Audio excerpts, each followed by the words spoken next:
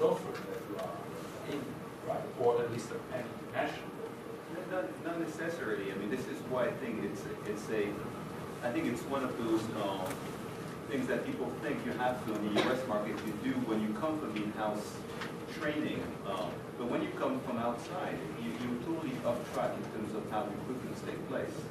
And whereas in the law firm, and I think you know that, Lisa, the recruitments for JDs always happen between August and December. This is when the recruitments take place.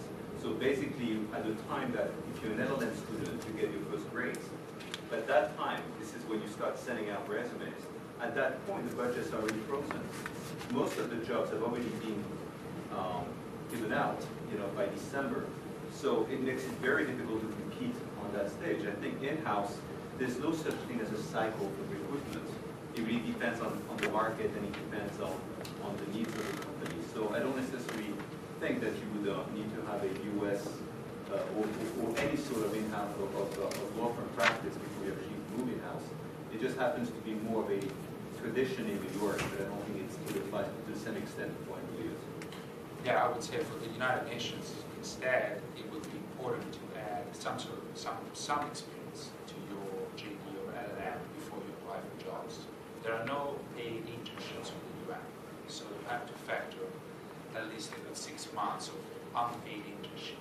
But that will, in a way, make your career even more kind of distinct and appealing to the potential role of the UN.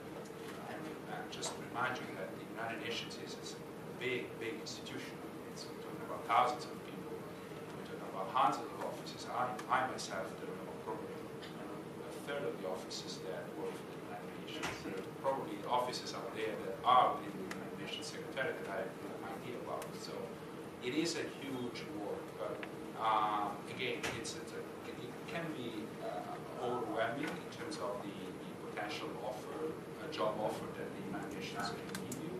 But at the very minimum, there's a common threshold, and the threshold is you have the unique features of being, by definition, United Nations candidates, because you are not just based on a single jurisdiction, on a single culture.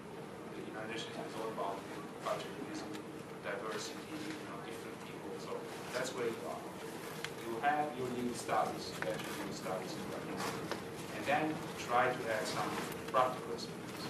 Again, at the entry level, unfortunately, unpaid experiences carry some weight, and that doesn't necessarily have to be done within the United Nations. If you're interested in human rights law, there's plenty of NGOs in the world that do interesting job, unpaid job. I consider it's unfair. It shouldn't be like that, but that's what it is. So get an internship, an NGO, and try to make the best out of it, put in your commitment, and then go out and apply.